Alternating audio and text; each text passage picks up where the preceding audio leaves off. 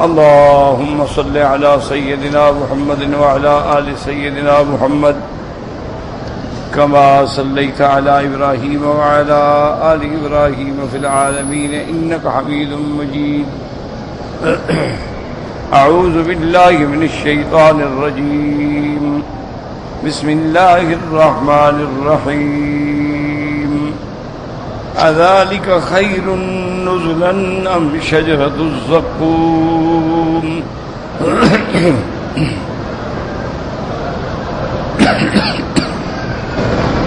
إنا جعلناها فتنة للظالمين إنها شجرة تخرج في أصل الجحيم طلعها كأنه رؤوس الشياطين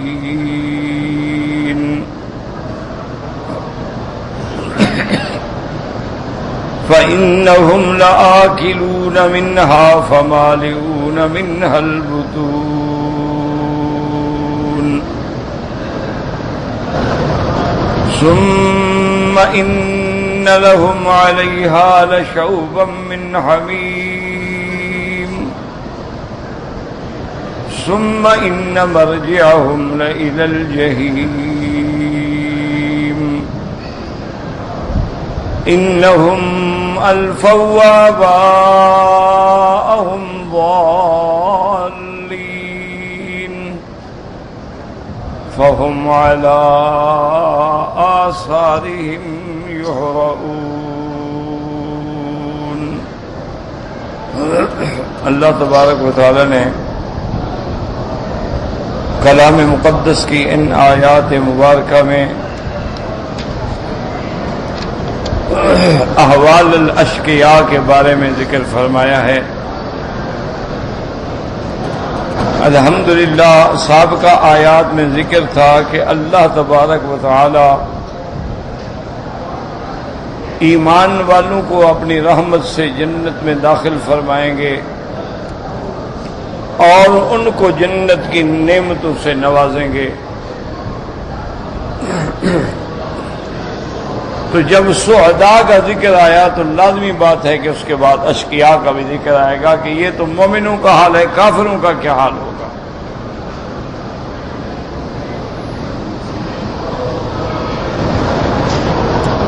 مومنین جو ہیں وہ تو اللہ کی رحمت سے جنات النعیم میں ہوں گے. اللہ ان کو عظیم نعمتیں، معقولات، ملبوسات، مشؤومات، زوجات، ہر قسم کی نعمتوں سے نوازیں گے. اب ان کے مقابلے پہ ہیں کافر. ان کا حال کیا ہوگا، مآل کیا ہوگا، اسی کو اللہ نے ان آیات میں بیان فرمایا. اذالک خیر نزلا ام شجرۃ الزقوم. اللہ نے فرمایا وہ جو نعمتیں ہم نے ذکر کی ہیں وہ بہتر ہیں یا زقوم کا درخت کھانا بہتر ہے. اب یاد رکھیں کہ زقوم سے کیا مراد ہے.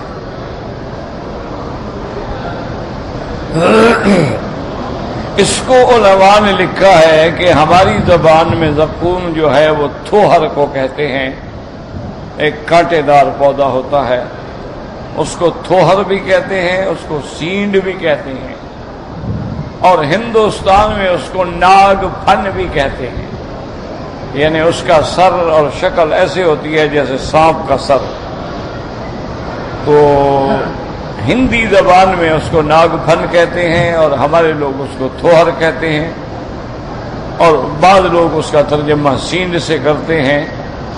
یعنی وہ ایک خطرناک ایسا پودا ہوگا، اللہ تبارک و تعالی عذاب سے بچائے، کانٹے دار اور بد ذائقہ اور کڑوا کہ جس کے قریب بھی بندہ نہیں جا سکتا، اور وہ دوزخیوں کی غذا. جب اللہ تعالی نے قرآن مقدس میں اس کا ذکر کیا تو کفار مکہ اور مشرکین مکہ نے حسب عادت استہزاء کیا کہ کہنے لگے کہ دیکھیں حضور پاک اللہ کے نبی خبر دیتے ہیں کہ قیامت والے دن یہ کافر جو ہیں ان کی غذا جو ہے وہ زقوم ہوگا. کہنے لگے پھر تو بڑے مزے کی بات ہے. زقوم کا معنی ہوتا ہے کہ مکھن کو کھجور سے ملا کے کھایا جائے, یہ زقوم ہے. تو اسی لیے ابو جہل لعنہ اللہ تعالی کبھی کبھی استہزاءً مسلمانوں کو چڑھانے کے لیے جب اس کے پاس مہمان آتے اور صبح کے ناشتے میں دعوت دیتا تو اپنی جاریہ اپنی باندی سے کہتا ذقبینی کہ ہمیں زقوم کھلاؤ, تو وہ مکھن اور کھجوریں لے کے آتی اور وہ کھجور کو مکھن کے ساتھ استعمال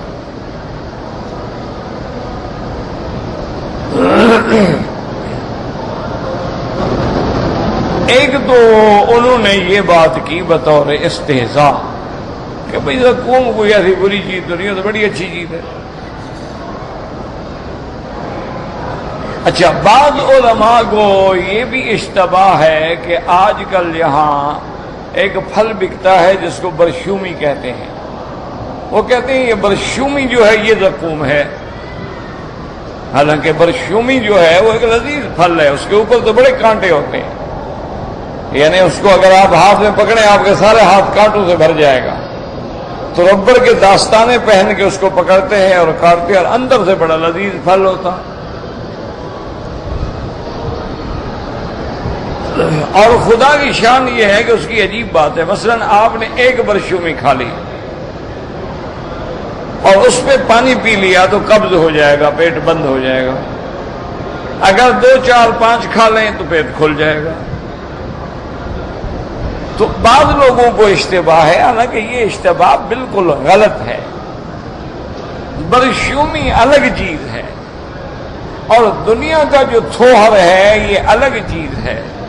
ناگ پھن جو پودا ہے یہ الگ چیز ہے. وہ تو اللہ نے فرما دیا کہ وہ جو زقوم کھلایا جائے گا جہنمیوں کو, وہ تو ایسا پودا ہوگا کہ اس کا پیدائش ہی جہنم کے اندر ہوگی, آگ میں پیدا ہوگا. اب کافروں نے استہزاء کیا کہ لگے جی آگ تو درختوں کو جلا دیتی ہے, اور یہ کیسی آگ ہے کہ اس کے اندر اپنا شجرۃ الزقوم پیدا ہوگا. تو یہ بھی بطور استہزاء تھا. کافروں کی عادت ہے, مخالفین کی عادت ہے, اللہ کے قرآن میں کوئی لفظ مل جائے نعوذ باللہ تو اس کا مذاق اڑاتے ہیں. اسی طرح جیسے قرآن پاک میں آیا کہ اللہ نے فرمایا کہ ہم نے جہنم پہ جو داروغے رکھے ہیں, فرشتے رکھے ہیں, ان کی تعداد 19 ہے. علیہا 19. تو کلدہ ایک کافر تھا, مشرکین میں پہلوان تھا, کہنے لگا بھائی یار یہ دیکھو حضور نے فرمایا 19 فرشتے ہوں گے, اور 10 کو تو میں اکیلا کافی ہوں, باقی 9 کو تم پکڑ لینا, کیا کریں گے ہمارا, ہم 19 آدمیوں کو بھی قابو نہیں کر سکتے. تو یہ استہزاء کرتے تھے قرآن سے. تو اللہ نے ہر چیز کا رد کیا ہے کہ بدبختو یہ وہ زقوم نہیں ہے جو تم سمجھ رہے ہو, یہ تو جہنم کا پودا ہے. اور جیسے پودے کو میں پانی سے پیدا کر سکتا ہوں, اسی طرح بعض پودے ایسے ہیں جن کو میں آگ سے بھی پیدا کرتا ہوں. اسی طرح آج بھی آپ دنیا میں دیکھ لیں کہ کتنی مخلوق ہے جو بحری مخلوق ہے, یعنی دریائی مخلوق ہے. پانی میں ہو تو اس کی طاقت دیکھیں, قوت دیکھیں, حرکات دیکھیں. اگر اسی مخلوق کو آپ باہر لے آئیں مر جائے. شارک مچھلی جو ہے یہ اتنی بدبخت مچھلی ہے کہ انسان کی سب سے بڑی دشمن جو ہے شارک ہے. اس کو اگر کسی بندے کی یعنی بو بھی آ جائے نا, یہ فوراً پلٹتی ہے اور اس کو زخمی کر کے ٹکڑے ٹکڑے کر دیتی ہے, اور پھر اس کا خون پیتی ہے اور کھاتی ہے. اس کی آپ جناب پھرتیاں دیکھیں نا پانی کے اندر تو عذاب ہے شارک. لیکن اس کو ذرا باہر نکال کے صحرا میں ڈال دیں, 1 گھنٹے میں مر جائے گی, تو زندہ ہی پانی میں رہتی. تو بعض کیڑے مکوڑے, بعض جانور, بعض حشرات الارض, بعض مچھلیاں ہیں اور عجیب عجیب قسم کی مچھلی, ان کی غذا ہی پانی ہے, پانی کے بغیر زندہ ہی نہیں رہ سکتے. اسی طرح بہت ساری چیزیں ہیں. آپ دیکھتے ہیں کہ مثلا یہ خطاف جو ہے، یہ رات ہو تو جناب اڑے گی، ادھر جا رہی ہے ادھر جا رہی ہے، اس کو رات کو نظر آتا ہے، دن کی روشنی آ جائے نظر نہیں آتا۔ یعنی ہر چیز کو دن میں نظر آتا ہے، اندھیرے میں نظر نہیں، اس کو رات کے اندھیرے میں نظر آتا ہے، دن میں نظر نہیں آتا۔ اسی طریقے سے بہت سارے جراثیم ہیں، جیسا کہ حدیث مبارک میں آتا ہے، میرے آقا رحمت دو جہاں سیدنا محمد مصطفیٰ صلی اللہ علیہ وعلا آلہ وصحبہ وسلم اجمعین، آپ نے فرمایا کہ اگر کوئی برتن میں کتے نے اگر اس کو چاٹ لیا، زبان مار دی، اس کو فرمایا 7 دفعہ دھو اور 1 دفعہ مٹی سے صاف کرو، مٹی لگا کے پھر صاف کرو۔ اب جدید سائنس جو ہے، جدید میڈیکل سائنس جو ہے، تحقیق ہو گئی کہ کتے کے منہ میں جو جراثیم ہیں وہ اتنے ظالم ہیں کہ ان کو آگ میں بھی ڈالو نہیں مرتے، یعنی ان کو آپ آگ میں ڈال دیں وہ نہیں مرتے، لیکن مٹی اگر مار دیں فوراً مر جاتے ہیں۔ اسی لیے ایک بہت بڑا لیب کا یعنی تحلیلات کا بہت بڑا عالمی ڈاکٹر ہے، اس نے کہا کہ میں نے جب یہ حدیث سنی تو میں نے کہا تجربہ کرو، تو میں نے برتن میں کوئی چیزیں رکھی، کتا کھاتا رہا، وہ پیتا رہا، چاٹتا رہا، پھر میں نے اس کو 1 دفعہ دھویا، پھر میں نے دیکھا دوربین کے ساتھ، اپنے مائکروسکوپ کے ساتھ تو جراثیم ہیں، 2 دفعہ جراثیم ہیں، 3 دفعہ جراثیم ہیں، 7 دفعہ دھویا پھر بھی جراثیم ہے، پھر میں نے مٹی مار کے دھویا صاف کیا، اب دیکھا کوئی جراثیم نہیں۔ میں نے کہا کمال ہے بھی، ان کے پیغمبر نے تو 1400 سال پہلے بات بتلا دی، صلی اللہ علیہ وعلا آلہ وصحبہ وسلم۔ اسی طرح آپ دیکھیں اللہ ہر مسلمان کو محفوظ رکھے، ٹی بی ایک بیماری ہے، بڑی گندی بیماری، اللہ بچائے، ہر بیماری سے بچائے، لیکن یہ بڑی متعدی بیماری ہے، یعنی بعض بیماریاں ہوتی ہیں جو متعدی نہیں ہوتی، لیکن بعض بیماریاں ایسی ہوتی ہیں متعدی ہوتی ہیں، ایک کو دوسرے سے، دوسرے کو تیسرے سے، چوتھے سے لگتی ہے، یعنی اگر ٹی بی والا آدمی ایسے زمین پہ تھوک بھی دے جو گزرے گا اس کو بھی اثر ہوگا، اس لیے حکم ہوتا ہے اس کے برتن بھی علیحدہ کر دو، کپڑے بھی علیحدہ کر دو، اس کا اٹھنا بیٹھنا بھی علیحدہ کر دو، اور چہرے پہ اور منہ پہ بھی کپڑا رکھے، چونکہ وہ جب سانس نکال کے پھونکے گا دوسرے کو اثر کرے گی۔ اس کے جراثیم جو ہیں حکم ہوتا ہے کہ بھی اس نے تھوک دیا ہے زمین میں دفن کر دو، وہ مرتے نہیں۔ تو یہ اللہ تعالیٰ کی قدرتیں ہیں، اللہ تبارک و تعالیٰ نے اپنا ایک نظام رکھا ہے۔ اسی طرح آپ دیکھیں کہ بعض کیڑے مکوڑے جو ہیں زمین میں وہ کھیت کے لیے مضر ہیں، اور بعض ایسے ہیں جو کھیت کے لیے مفید ہیں۔ اب یہ اللہ کا نظام ہے، اعتراض کرنا یا مذاق اڑانا یہ تو پھر اپنی بدبختی ہے۔ اگر وہاں 19 فرشتے ہیں، اس لیے اللہ نے فرمایا کہ ہم نے وہاں 19 بندے نہیں ہیں۔ وَمَا جَعَلْنَا أَصْحَابَ النَّارِ إِلَّا مَلَائِكَةً، فرمایا ہم نے فرشتے رکھے ہیں، اور ایک فرشتے کی قوت یہ ہے کہ حضرت جبریل نے لاکھوں کی آبادی قوم لوط کی بستیوں کو جڑوں سے اٹھا کے ایک پر پہ آسمان پہ لے گیا اور پھر اٹھا کر کے پھینک دیا۔ ایک فرشتہ اگر لاکھوں بندوں کو اٹھا لیتا ہے تم کون ہو؟ اسی لیے اللہ نے جواب دے دیا کہ دنیا سے عقل نہ لڑاؤ، مثلا دنیا میں بھی سیب ہے، دنیا میں بھی انگور ہے، دنیا میں بھی کھجور ہے، جنت میں بھی ہوگی، لیکن اس کا کیا مقابلہ اس سے؟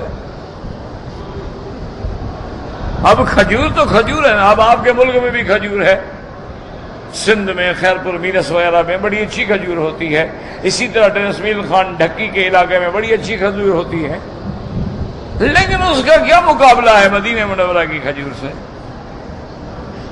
تصور ہی نہیں ہے، سوچ ہی نہیں سکتے آپ۔ اچھا پھر مدینہ منورہ میں جو کھجور ہے مثلا اجوا ہے، اسی طرح مدینہ منورہ میں ایک کھجور ہے روتانہ ہے، اسی طرح مدینہ منورہ کے اندر ایک کھجور ہے کلمہ ہے، اسی طرح مدینہ منورہ کے اندر ایک کھجور ہے عربی ہے، اسی طرح مشروم ہے، یعنی کئی سینکڑوں قسم کی کھجوریں ہیں۔ اچھا اللہ کی شان دیکھو، بعض کھجوریں ایسی ہیں ماں سوا مدینہ منورہ کے کسی جگہ نہیں ہوتی، یعنی یہ جو عجوہ ہے یہ ایک ایسی کھجور ہے ما سوا سرزمین مدینہ منورہ کے کسی جگہ ہوتی نہیں.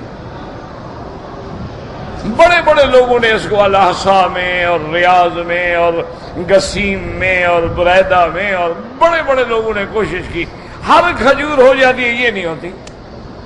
حالانکہ وہاں بڑی اعلیٰ قسم کی کھجوریں ہیں، سکری ہے، اور پھر سکری کے انواع ہیں، ایک قسم کی نہیں ہوتی ہے. اسی طرح الاحسا کے علاقے میں خلاص ہے جو 1500 ریال کا ایک کرٹن ہوتا ہے.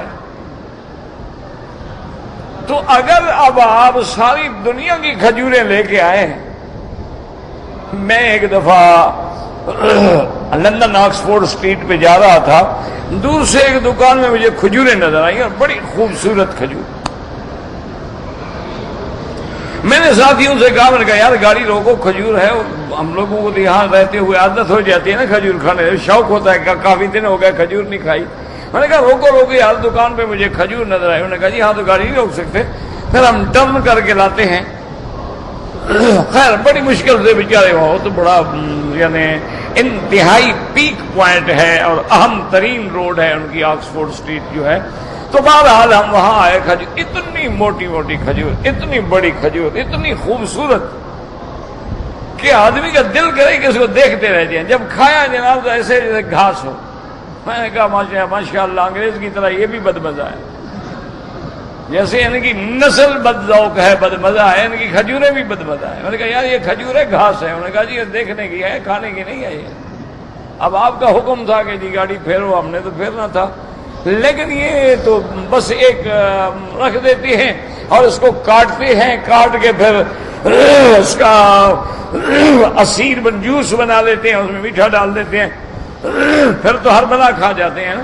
ورنہ یہ خود آپ بطور کھجور نہیں کھا سکتے.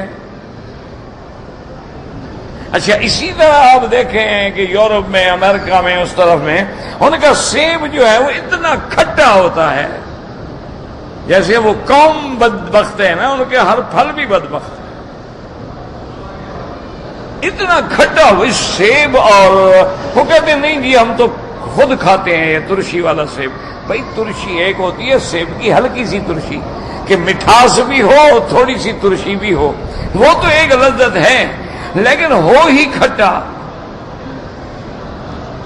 میں نے کہا اس کا تو پھر سالن پکا کے کھاؤ، ایسے تو کھانے کا ہے نہیں ہے سیب. یا پھر مربع بنا لو. یہ تو اس طرح تو نہیں کھایا جا سکتا، ہم لوگ تو نہیں کھا سکتے. تو بہرحال کہنے کا مقصد یہ تھا کہ اللہ نے ہر چیز پیدا کی. اب دیکھو نا شیطان کو اللہ نے کس چیز سے پیدا کیا؟ آگ سے. آگ تو جلانے والی ہے لیکن آگ سے ایک مخلوق پیدا کر دی، تو اس کی مرضی ہے. وَالْجَانَّ خَلَقْنَاهُ مِن نَارِ السُّمُومِ. اللہ فرماتی ہے میں نے جن جو ہے ان کو آگ سے پیدا کیا ہے، اور اللہ نے ملائکہ کو جن سے نور سے پیدا کیا ہے، اور اللہ نے انسان کو مٹی سے پیدا فرمایا ہے. منہا خلقناکم وفیہا نعیدکم ومنہا نخرجکم تارۃ اخری. اللہ فرماتے ہیں ہم نے تمہیں مٹی سے پیدا کیا ہے اور پھر تمہیں واپس مٹی میں لے جائیں گے، اور اس کے بعد تمہیں پھر اسی مٹی سے ہم کھڑا کریں گے. وہ ہر بات پہ قادر ہے. جیسے فرمایا الذی جعل لکم من الشجر الاخضر نارا، وہ ذات جس نے سبز درخت میں آگ پیدا کر دی. مرخ اور افار دو درخت ہیں یمن کے علاقے میں، دونوں کی ٹہنیاں کاٹ کے ٹہنی پہ ٹہنی مارو تو آگ پیدا ہوتی ہے، وہ آگ جلاتے ہیں. حالانکہ دونوں درخت ہیں اور ٹہنیوں سے پانی گر رہا ہے، لیکن جب ان کو ٹکراؤ تو بالکل اسی طرح آگ پیدا ہو جائے گی. تو اس لیے اللہ تبارک و تعالی نے فرمایا کہ میرا محبوب ان کی استہزاء کو چھوڑ دیں. ذالک خیر نزلا ام شجرۃ الزقوم انا جعلناها فتنة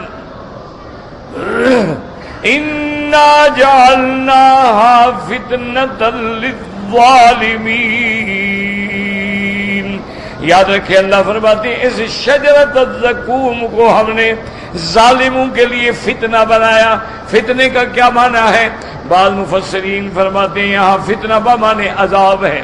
انا جعلناها فتنةً، ہم نے اس شجرۃ الزقوم کو کافروں کے لیے عذاب بنا دیا ہے. اور بعض فرماتے ہیں فتنے کا معنی فساد بھی ہے اور فتنے کا معنی امتحان اور اختبار بھی ہے.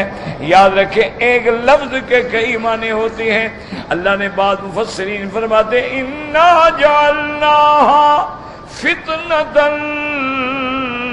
للظالمین، ہم نے اس کو امتحان بنا دیا ہے. مومن سن کے مان لیتا ہے لیکن کافروں کے لیے امتحان کے جی آگ میں کیسے درخت ہوگا؟ امتحان بن گیا، انکار کر بیٹھے اور جہنم کے حقدار بن گئے. تو یا بمانے عذاب ہے یا بمانے اختبار و امتحان ہے. مسلمان کامیاب ہو گئے. انہوں نے کہا اللہ قرآن میں فرماتی ہے، محمد مصطفیٰ صلی اللہ علیہ وسلم ہمیں سناتی ہیں، تو جو اللہ پانی سے آبادی پیدا کرنے پہ قادر ہے، جو اللہ مٹی سے درخت اگانے پہ قادر ہے، وہ اللہ تبارک و تعالی شیطان کو آگ سے پیدا کرنے پہ قادر ہے. اور اتنی جن ہے، اتنی مخلوق ہے کہ لا تعد ولا تحصى، ان کی تو کوئی عدد شمار بھی نہیں کر سکتا ہے. تو اگر وہ چاہیں تو جہنم کے اندر اس آگ میں جہنمیوں کے لیے ایک پودا پیدا کر دیں، اس کا کیا مشکل ہے. انا جعلناها فتنة للظالمین انها شجرة تخرج في اصل الجحیم. اللہ نے فرمایا میرا مدنی آپ ان کو بتا دیں یہ تمہارا کھجور مکھن نہیں ہے بلکہ یہ تو ایسا درخت ہے جو جہنم کے بھی درمیان میں ہم پیدا کریں گے. انہا شجرۃ تخرج فی اصل الجحیم طلعها کأنہ رؤوس الشیاطین، اور اس کی شاخیں جو ہوں گی اوپر ایسے ہوں گی جیسے شیطانوں کے سر ہوتے ہیں. اب یاد رکھو تشبیہ دی گئی ہے، کاف تشبیہ کے لیے ہے طلعها کأنہ رؤوس الشیاطین، اس درخت کی اوپر کی شاخیں ایسے ہوں گی جیسے شیطانوں کے سر ہیں. اب علماء فرماتی ہیں تشبیہ تو اس چیز سے دی جاتی ہے جو چیز سامنے ہو، جس چیز کا بندے کو پتا ہو، لیکن جو چیز سامنے بھی نہ ہو بندے کو پتا بھی نہ ہو تو تشبیہ کا کیا معنی؟ یاد کہتے ہیں نا زید کالاسد، زید ایسے ہے جیسے شیر طاقتور ہے، بھی زید بھی طاقتور ہے. لیکن رؤوس شیاطین سے جو تشبیہ دی گئی ہے، ہم نے تو شیاطین کو دیکھا ہی نہیں، ہمیں کیا پتا کہ ان کے سر کیسے ہوتے ہیں. تو جس چیز کو ہم نے دیکھا ہی نہ اس سے تشبیہ کیسے دی گئی؟ تشبیہ یاد رکھیں ہمیشہ جہاں تشبیہ ہوگی وہاں چار چیزیں ہوتی ہیں، مشبہ ہوگا، مشبہ بہ ہوگا، تشبیہ ہوگی، آلت التشبیہ ہوگا. جیسے زید مشبہ، اسد مشبہ بہ، کاف آلہ تشبیہ، وجہ شبہ جو ہے وہ کیا ہے؟ شجاعت ہے، زید کالاسد. یہ جیسے درود پڑھتے ہیں آپ اللہم صلی علی محمد وعلی آل محمد کما صلیت علی ابراہیم وعلی آل ابراہیم فی العالمین انک حمید مجید. اللہ رحمت بھیج کما صلیتا، جیسے آپ نے رحمت بھیجی حضرت ابراہیم پہ. اب ابراہیم بھی معلوم ہے، محمد مصطفیٰ بھی معلوم ہے. تشبیہ تب ہوتی ہے جب آگے چیز معلوم ہو. اگر ایک چیز معلوم ہی نہ ہو تو اس کے ساتھ کیسے تشبیہ ہوگی؟ تشبیہ کا کیا معنی ہوگا؟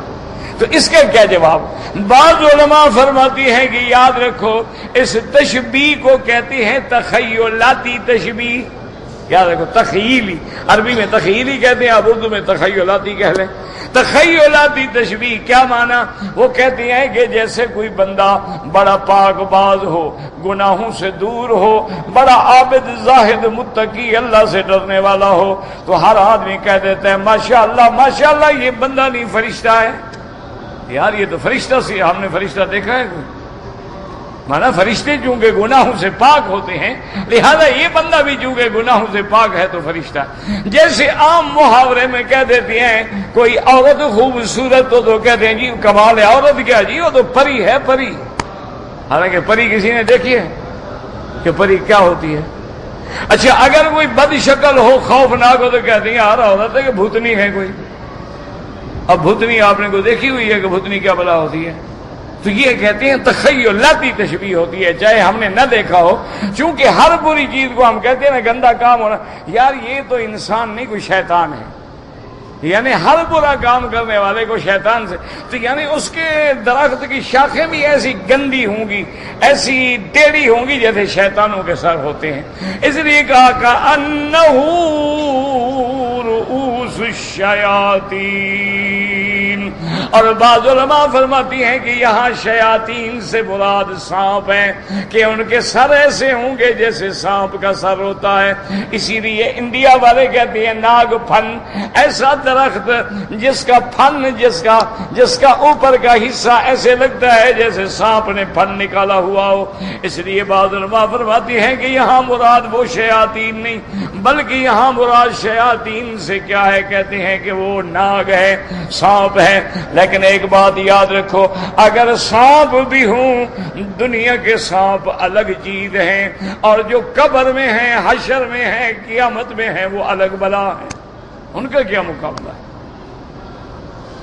بہرحال اللہ نے فرمایا یعنی وہ ایسا ہوگا جیسے میرے مدنی سرکار رحمت دو عالم پہ جب جادو ہوا،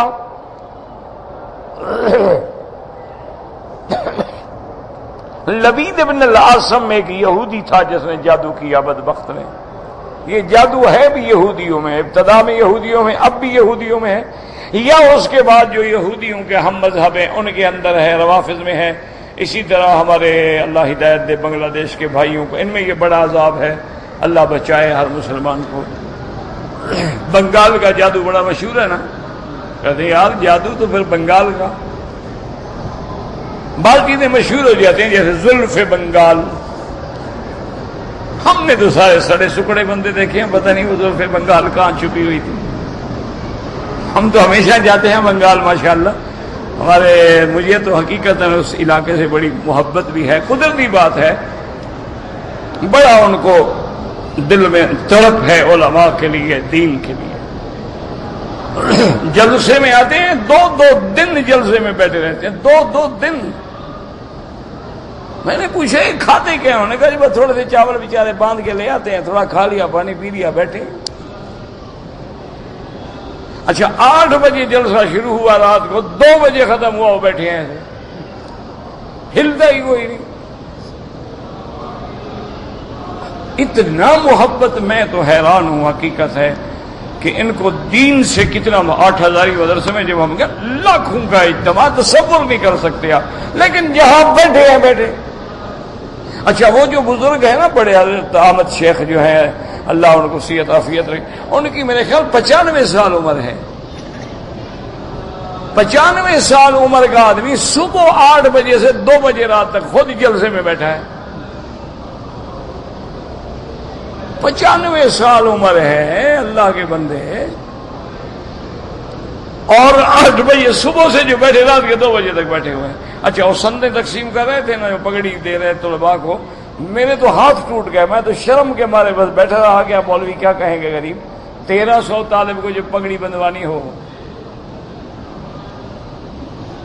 1300 دورے حدیث کا طالب۔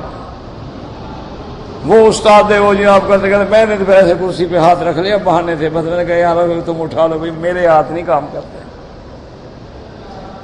بیٹھے۔ تو یہ بڑی بات ہے۔ بہرحال کہنے کا مقصد یہ ہے کہ لبید ابن العاصم نے جادو کیا، حضور پہ جادو کا اثر ہو گیا۔ اور جادو کا اثر یاد رکھے دنیاوی امور میں تھا، دینی امور میں نہیں تھا۔ نماز پڑھنا، پڑھانا، امر بالمعروف نہی عن المنکر، تبلیغ، دعوت اس میں نہیں تھا۔ دنیاوی امور میں تھا کہ حضور کے دل میں بیویوں کی خواہش ختم ہو گئی، کھانے پینے کی خواہش ختم ہو گئی، حضور ہر وقت اداس رہنے لگ گئے۔ آپ نے کھانا آگے رکھ لیا، تھوڑا تناول کر لیا، نہیں رکھا تو کبھی نہیں مانگا۔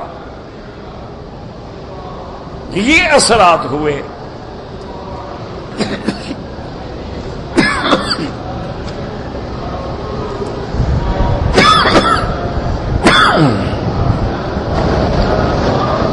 اللہ نے جبرائیل کو اور میکائیل کو بھیجا،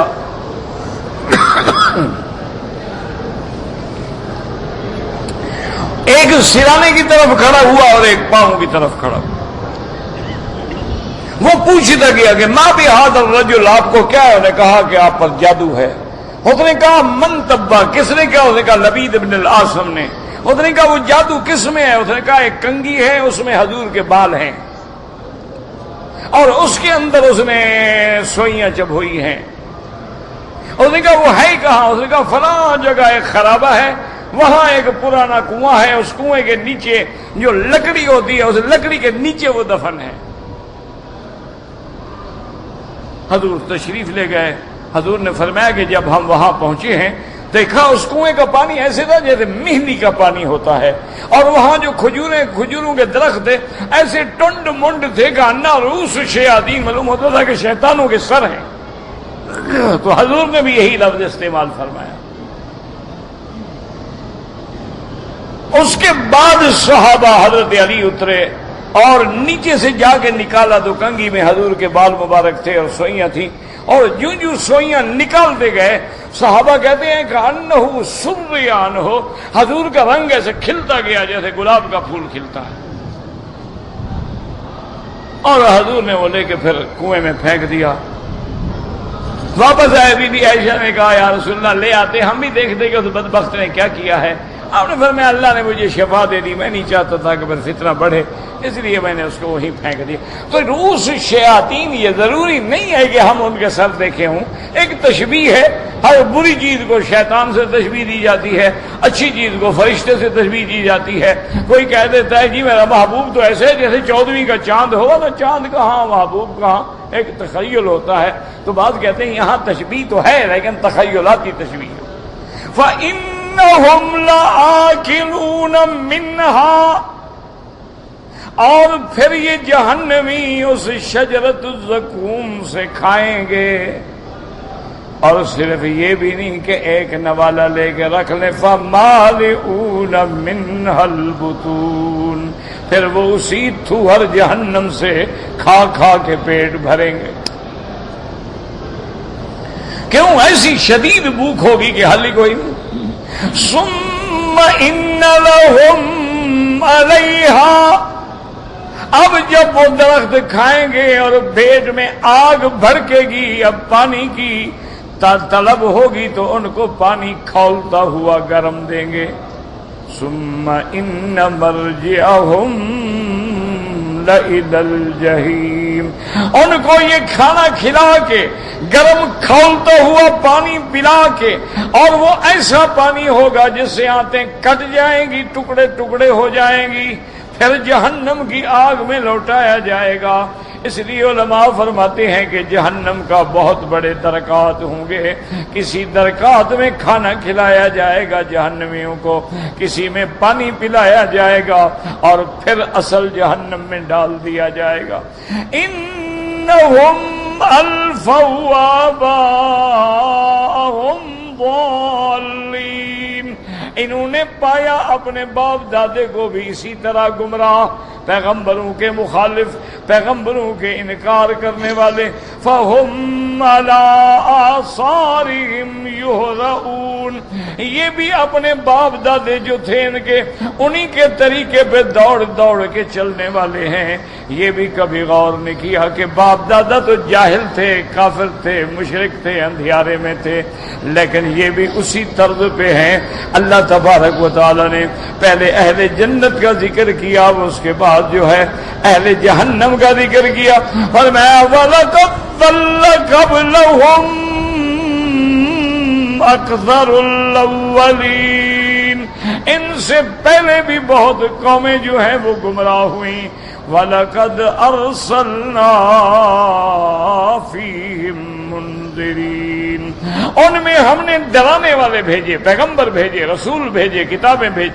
فَانظُرْ كَيْفَ كَانَ عَاقِبَةُ الْمُنذَرِينَ، اللہ فرماتا ہے میرے ڈرانے والے گئے لیکن وہ نہ ڈرے، پھر انجام دیکھو کہ ہم نے ان کا حال کیا کیا۔ قوم عاد پہ نظر ڈالو، قوم سمود پہ نظر ڈالو، قوم فرعون پہ نظر ڈالو، الا عباد اللہ المخلصین، اس عذاب سے صرف وہ لوگ بچے جن کو اللہ نے چن لیا، اللہ نے ہدایت دی، ورنہ اللہ نے ان کے استہزاء پر ان پوری کی پوری قوموں پہ عذاب بھیج کے ہمیشہ کے لیے ختم کر دیا۔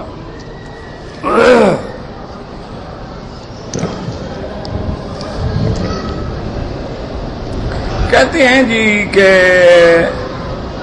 دیکھو میرے بھائی، آپ مجھ سے جو ایسے سوال پوچھتے ہیں کہ پاکستان میں فلاں لیڈر مسلمان ہے یا کافر، تمہارا ملک ہے، تمہیں پتا، میں وہاں رہتا ہوں، مجھے کیا پتا ہے؟ اور یاد رکھیں کہ شریعت ظاہر کو دیکھتی ہے، جو بھی کلمہ پڑھتا ہے مسلمان ہے، باقی باطن جانے خدا جانے۔ شریعت ظاہر کا فیض، اب دیکھیں ہم آپ سب نماز پہ آئے ہوئے ہیں، اب ہمارے اندر کیا ہے یہ تو اللہ جانتا ہے۔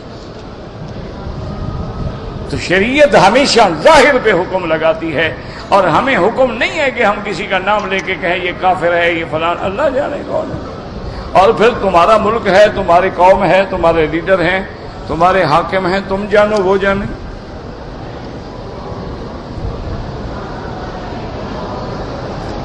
کہتے جی کہ جیسے لاہور میں حضرت علی حجویری، بھائی داتا کہنا تو نجائز ہے، شرک ہے، داتا اللہ کی ذات ہے، کوئی بندہ داتا نہیں ہو سکتا، کوئی بندہ غوث نہیں ہو سکتا، غوث اللہ کی صفات میں ہے، ہمیشہ یاد رکھیں، یہ بہت بڑی جہالت ہے۔ غوث اعظم، غوث اعظم، غوث اعظم، یا غیاث المستغیثین اغثنا، یہ تو اللہ تعالیٰ کی صفت ہے، وہ بندے کی صفت نہیں ہو سکتی ہے۔ اسی طرح پاک بٹن میں بالکل دیکھیں نہیں، مسجد تو اللہ کی ہے نا، اگر مسجد میں نماز پڑھیں وہاں کیوں نہ پڑھیں، مسجدوں میں نماز پڑھنا منع نہیں ہے۔ ہاں لیکن اگر آپ کو یہ پتا ہو کہ امام جو ہے وہ قبروں پہ طواف کرتا ہے، سجدہ کرتا ہے، شرک کرتا ہے، تو ایسے امام کے پیچھے نماز نہیں ہوتی، یہ بات یاد۔ ورنہ تو مسجدیں ہیں، نماز پڑھیں، دعا مانگیں، کیوں نہ مانگیں۔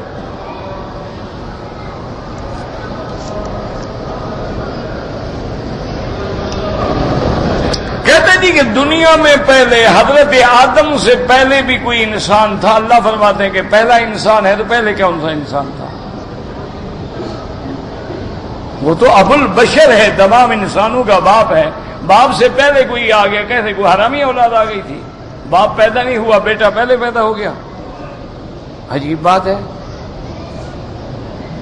پتہ نہیں کیا عقل لڑاتے رہتے ہو، مولوی مفت مل گیا ہے، جو مرضی آیا لکھ دیا۔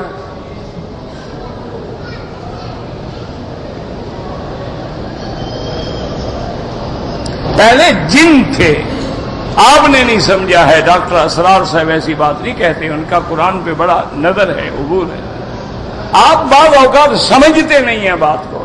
حضرت آدم علیہ السلام سے پہلے یہاں جو مخلوق آباد تھی وہ جن تھے، ان کے اندر یہ عقل اور شعور، یہ مقام نہیں تھا جو اللہ نے آدم علیہ السلام کو عطا فرمایا۔ اسی لیے تو فرشتوں نے کہا تھا نا کہ یا اللہ آپ ایسے آدمی کو خلیفہ بنا رہے ہیں، تجعل فیہا من یفسد فیہا، یہ تو زمین میں جا کے فساد کرے گا۔ تو فرشتوں عالم الغیب تھوڑے ہوتے ہیں فرشتے، وہ دیکھ چکے تھے کہ جنات آئے زمین میں، ان نے بھی فساد کیا، قتل کیا، خون ریزی کی، یہ اور مخلوق جاری یہ بھی یہی کریں گے۔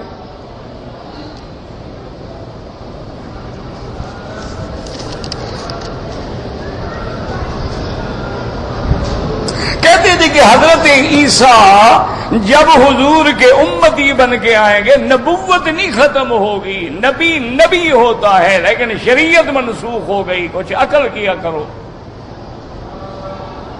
نبی مثلا حضرت نوح علیہ السلام آج بھی نبی ہیں لیکن شریعت ختم. موسیٰ علیہ السلام آج بھی نبی ہے، ہمارا ایمان ہے کہ وہ اللہ کا رسول ہے، اللہ کا نبی ہے، لیکن موسیٰ کی شریعت پہ عمل نہیں ہوگا.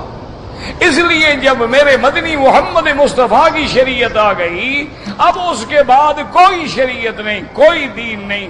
لا نبی بعدہ ولا رسول بعدہ ولا کتاب بعد کتابہ ولا شریعت بعد شریعتہ ولا معصوم بعدہ. تو اب قیامت تک ان الدین عند اللہ الاسلام. اب عیسیٰ علیہ السلام اتریں گے تو عمل کریں گے شریعت محمد مصطفیٰ پر، لیکن نبی تو ہوگا. یہ نہیں کہ وہ نبی نہیں رہے. یہ کیا مطلب ہے کہ دوسری شریعت پہ عمل کرے نبی ہی نہیں رہتا؟ تو بنو اسرائیل میں تو ہزاروں نبی ہیں جنہوں نے حضرت موسیٰ کی شریعت پہ عمل کیا.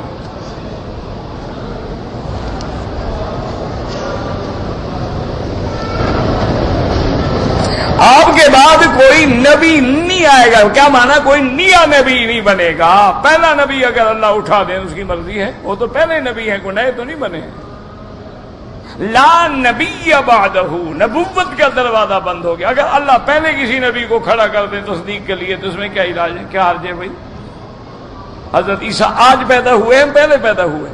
نبی حضور سے پہلے بنے یا بعد میں بنے؟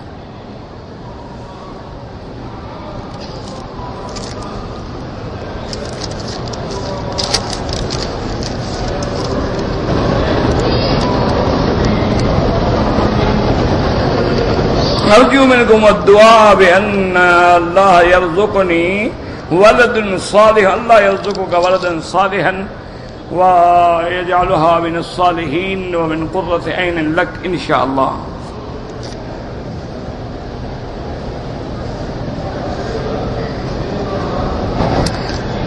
کہتا ہے جی کہ میرا دوست ہے، مصر کا رہنے والا ہے، وہ کہتا ہے کہ ہر مسجد میں 2 رکعت تحیت المسجد پڑھی جائے لیکن مسجد الحرام میں نہ پڑھی جائے. یہ بھی تمہارے سمجھنے کا قصور ہے. اب مصیبت یہ ہے نا، جو کچھ سمجھتے ہو مانا یہ ہے کہ مسجد الحرام کا تحیہ جو ہے وہ طواف ہے، کہ آتے ہوئے نفل نہ پڑھو، طواف کرو. وہ طواف جو ہے تحیت المسجد ہے. باقی تو کسی مسجد میں کعبہ ہے نہیں، کس کا طواف کریں؟ وہاں تحیت المسجد پڑھی جائے گی اور یہاں طواف کیا جائے گا. ہاں اگر کوئی طواف نہ کر سکے تو 2 رکعت تحیت المسجد پڑھے، کیونکہ ہر نماز کے ساتھ بندہ طواف نہیں کر سکتا. سمجھتے نہیں ہیں اور پھر مشکل بنا دیتے ہیں. میرے والد کی عمر جو ہے 70-75 سال ہے، لیکن نماز پڑھتے ہوئے کبھی بھول جاتے. پڑھتے رہیں، اللہ قبول فرمائیں گے. ہم جو صحیح پڑھ رہے ہیں ہمارا کیا حال ہے؟ بس ہمارا فرض ہے کہ تعمیل حکم کریں. بھول گئے، اللہ معاف کرے گا.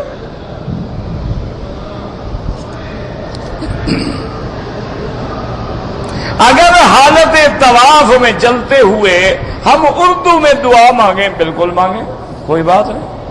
عربی میں مانگیں، اردو میں مانگیں، لیکن سب سے بڑی بات یہ ہوتی ہے، یاد رکھو، ایک ہوتی ہے دعائے مسئلہ یعنی کوئی چیز مانگنا، ایک ہے اللہ کا ذکر، وہ بھی دعا ہے. جب آپ کہتے ہیں نا سبحان اللہ والحمد للہ لا الہ الا اللہ اللہ اکبر، یہ بھی دعا ہے. حدیث میں آتا ہے جس بندے کو اللہ فرماتے ہیں میرے ذکر نے مانگنے سے مشغول کر دیا، اس کو میں اتنا دیتا ہوں جو مانگنے والوں کو بھی نہیں دیتا. وہ بھی ایک دعا ہے. اس لیے حدیث میں آتا ہے افضل ما قلت والنبیون قبلی لا الہ الا اللہ وحدہ لا شریک لہ لہ الملک ولہ الحمد یحیی ویمیت وہو علی کل شیء قدیر. حضور نے فرمایا عرفات کے دن جو سب سے افضل دعا ہے جو میں نے مانگی، مجھ سے پہلے انبیاء نے مانگی، وہ یہی دعا ہے لا الہ الا اللہ. حالانکہ یہ تو اللہ کی توحید ہے، تمجید ہے، لیکن یہ بھی دعا ہے. تو اس لیے ہمیشہ باقی اردو میں دعا مانگو، ہندی میں مانگو، سندھی میں مانگو، جس میں مانگو، سب جائز.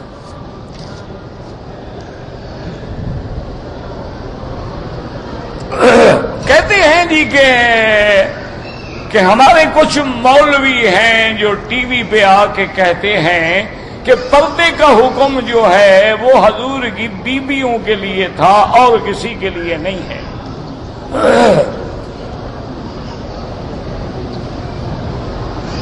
اللہ سے دعا کرو، پہلی بات تو یاد رکھو کہ ہر بندے کو مولوی نہ بنا دیا کرو۔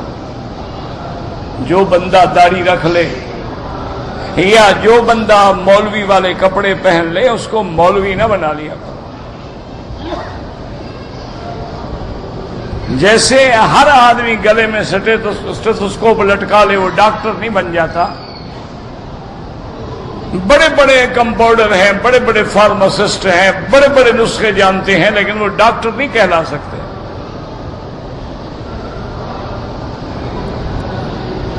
اچھا، دوسری بات یہ ہے کہ پردہ جو ہے گناہوں سے بچنے کے لیے ہے یا گناہ کرنے کے لیے ہے؟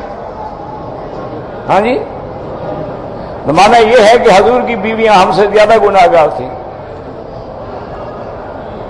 عجیب بات ہے نا کہ ان کو گناہوں سے بچنے کا حکم دیا گیا، ہماری بیٹیاں بہنیں بڑی پاک ہیں، ان کو ضرورت نہیں ہے۔ کوئی عقل ہے؟ جب مدینہ پاک تھا، زمانہ پاک تھا، مکان پاک تھا، میرا مدنی پاک تھا، ماحول پاک تھا، وہاں تو پردے کا حکم دیا جا رہا ہے۔ اب جب ہم ہر طرف سے ناپاک ہیں، ہمارے لیے حکم نہیں ہے۔ عقل کی بات بھی ہے یا ان کا عقل چل گیا ہے، کوئی پرزہ ڈھیلا ہو گیا ہے؟ ایک دوسری بات یہ ہے، یاد رکھو اللہ میرا علام الغیب ہے۔ اس نے حکم دیا یا ایھا النبی قل لازواجک وبناتک ونساء المؤمنین، اپنی بیویوں سے، اپنی بیٹیوں سے اور ایمان والی عورتوں کو حکم دے دو۔ تو اگر عورتیں ایمان والی کا حکم نہ ہوتا تم کہہ سکتے تھے کہ یہ ان کے لیے حکم ہے لیکن ہماری عورتوں کے لیے حکم نہیں ہے۔ وہاں تو وضاحت موجود ہے، وَنِسَاءِ الْمُؤْمِنِينَ يُدْنِينَ عَلَيْهِنَّ مِنْ جَلَابِيبِهِنَّ ذَلِكَ أَدْنَىٰ أَن يُعْرَفْنَ فَلَا يُؤْذَيْنَ۔ یاد رکھیں یہ حکم تمام عالم کی، ہاں لیکن شرط یہ ہے ان لوگوں کے لیے حکم ہے جو عورتیں ایمان والی ہیں، ایمان والوں کی بیٹیاں ہیں، ایمان والوں کی بیویاں، ایمان والوں کی بہنیں ہیں۔ اگر ایمان مرد میں بھی نہیں، عورت میں بھی نہیں، تو پھر اس کے لیے یہ حکم بھی نہیں۔ تو اپنے آپ کو ایمان سے نکال لو، پردے سے جان چھڑوا لو۔ قل للمؤمنات یغضضن من ابصارہن، اللہ نے فرمایا میرا مدنی ایمان والی عورتوں کو کہہ دو اگر کسی غیر مرد پہ اچانک نظر پڑے تو نظریں جھکا لیں۔ اور پھر بات یاد رکھو کہ اگر مدینے میں رہتے ہوئے نبی کی بیویاں ساری امت کی مائیں ہیں، اگر ماں سے بھی پردہ ہے تو پھر غیر ماں سے پردہ کیسے نہیں؟ حضرت انس خادم رسول اللہ، میرے مدنی کا خادم ہے، کہتے ہیں خدمت 10 سنین، میں نے 10 سال حضور محمد مدنی کی خدمت کی ہے۔ جب آیت حکم اتر گیا حضرت انس گھر آنے لگے، حضور نے فرمایا انس ٹھہر جاؤ، اب اللہ نے حکم دے دیا ہے کوئی بغیر پردے کے اندر نہیں آ سکتا۔ وَإِذَا سَأَلْتُمُوهُنَّ مَتَاعًا فَاسْأَلُوهُنَّ مِنْ وَرَاءِ حِجَابٍ۔ تو یہ ایک فتنہ ہے دور میں، آزمائش ہے، ابتلا ہے۔ ایسے ایسے مولوی آ گئے، اللہ معاف کرے، سود حلال۔ ایسے مولوی آ گئے ماشاءاللہ جو کہتی ہیں کہ شراب وہ حرام ہے جو خمر ہے، جو انگور سے نکالی جاتی ہے، چونکہ قرآن میں خمر کا ذکر آیا ہے، شراب کا تو ذکر ہی نہیں ہے۔ کتنے مولوی پیدا ہو گئے جنہوں نے کہہ دیا لحم الخنزیر کا ذکر آیا ہے، خنزیر کا گوشت حرام ہے، لیکن خنزیر کے بال یا خنزیر کی کھال یا خنزیر کی ہڈی حرام نہیں، چونکہ قرآن نے تو صرف لحم الخنزیر کا نام لیا ہے۔ تو اللہ ایسے مولویوں سے بچائیں۔ دعا کریں اللہ حضور کی امت کو ہر عذاب سے اور ہر فتنے سے محفوظ رکھے۔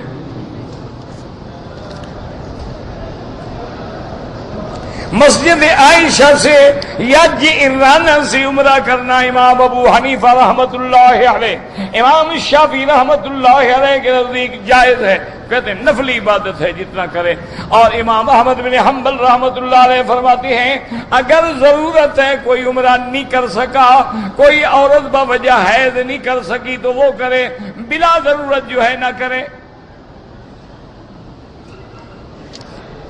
مقام ابراہیم کا بوسہ دینا ناجائز، حضور نے صرف حجر اسود پہ بوسہ دیا ہے، اگر مقام ابراہیم پہ بھی جائز ہوتا تو سب سے پہلے محمد مصطفیٰ دیتے۔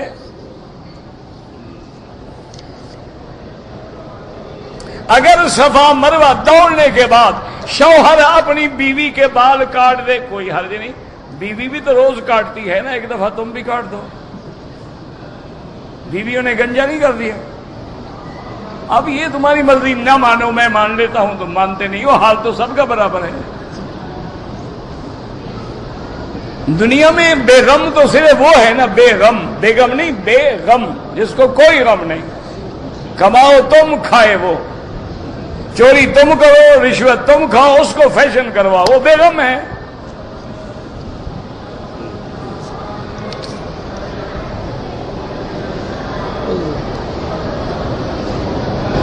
حضور نے جب دعوت پہ، حضرت جابر کی دعوت تھی، جب دعوت پہ بلایا پھر آپ نے پڑھا بھی، اللہ نے اس کھانے میں برکت دے دی، سب کو کافی ہو گیا۔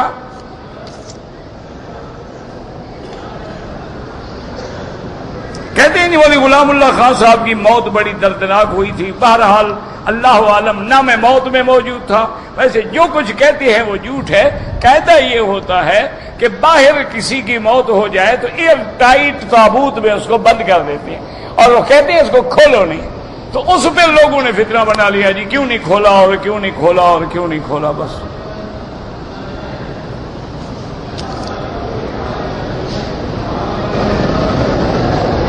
حضور قبر میں کبھی تشریف نہیں لے آتے، جو کہتے ہیں وہ جاہل ہیں۔ اگر حضور تیری قبر میں آ گئے، جو مدینے میں سلام پڑھ رہے ہیں وہ کس پہ پڑھ رہے ہیں؟ حضور تو قبر میں آ گئے، وہاں سلام کس پہ پڑھتے ہو؟ یہ جاہلوں کا عقیدہ ہے، اس کا کوئی اسلام قرآن سے تعلق نہیں۔ اپنی بیوی کا دودھ پینا ٹھیک ہے، بالکل پیو جی، مزے کرو گے۔ دیکھو دو فائدے ہو گئے، گھر میں بیوی بھی ہو گئی، بکری بھی ہو گئی۔ بالکل جناب دودھ پیئیں، مزے کریں آپ، اور فلمیں دیکھو انشاءاللہ اور بھی کچھ پیو گے۔ اب دیکھو نا منہ سے یہاں تک تو آ گئے ہو نا، پھر نیچے بھی جاؤ گے انشاءاللہ، پیشاب بھی پیو گے، ترقی کرو گے نا۔ فلمیں دیکھو، اور زیادہ فلمیں دیکھو۔ بہرحال رضاعت ثابت نہیں ہوتی، رضاعت ہوتی ہے جب 2 سال کی عمر میں دودھ پیے۔ اب تم ماشاءاللہ جوان ہو، بوڑھے ہو گئے، اب مزے سے دودھ پیو۔ حرم نبوی کی 50,000 1000 صحیح حدیث ہے کہ ایک نماز کا ثواب 1000، 50,000 والی روایت ضعیف ہے۔ اللہ اولاد عطا فرمائے، اللہ ہر لا ولد کو اولاد عطا فرمائے۔ اگر کسی خودکشی کرنے والے کے لیے کوئی عمرہ کرے، بالکل اللہ مغفرت کریں گے، کافر تو نہیں ہے، گناہگار ہے۔ اگر کسی نے قسم کھا کے پوری نہیں کی، یاد رکھیں کہ جھوٹی قسم، اس کا علاج توبہ ہے۔ ایک قسم کھا کے توڑ دی تو 10 مسکینوں کو کھانا کھلائے۔ خودکشی کرنے والے کا جنازہ بالکل پڑھنا چاہیے۔ میں نے لڑکی سے نکاح کیا ہے، رخصتی کے لیے والدہ کہتی ہیں جب تک میں کراچی سے نہ آؤں تو پہلے والدہ کو بھی راضی کرو، والدہ کا بھی تو حق ہے۔ اب تمہیں بیوی اتنی پیاری ہو گئی ہے کہ ماں کے لیے انتظار بھی نہیں ہو سکتی۔ نکاح ہو گیا ویسے تمہاری بیوی ہے، جب چاہو رخصتی کر لو، لیکن ماں کو بھی راضی کرو، وہ تیری خوشی میں شریک ہونا چاہتی ہے۔ یہاں والے لوگ مغربی شاہ کی نماز پڑھتا ہے، ہم کیسا کریں؟ کیا مطلب؟ تم بھی مغرب پڑھتے ہو، پکڑ لی، ابھی شاہ پڑھو گے۔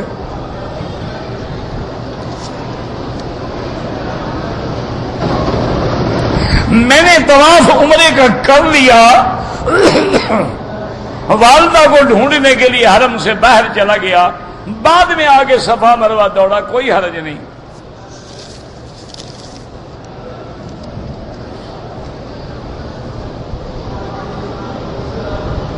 بہرحال اگر گناہ ہو جائے پھر توبہ کرو، پھر توبہ ٹوٹ جائے پھر توبہ کرو، 1000 بار توبہ شکستی بازا، جتنے دفعہ بھی توبہ ٹوٹے یہ بھی شیطان کا دھوکہ ہے کہ اب تو جی کیا فائدہ ہے، اب تو کرتے رہو گناہ۔ عمرے والوں کے لیے طواف الوداع واجب نہیں ہے لیکن کرے ضرور۔